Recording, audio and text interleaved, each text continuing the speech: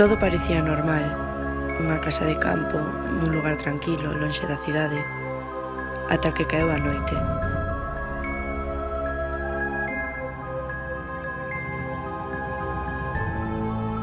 E eu non me consideraba unha persoa temorosa, pero o que pasou ali non foi normal. Comenzaron a ocorrer cousas extrañas. Estaba quedándome dormida no sofá, pero sentía unha presenza. Era como se alguén estivese ali comigo ao meu carón. Me incomodaba. E de repente foise a luz.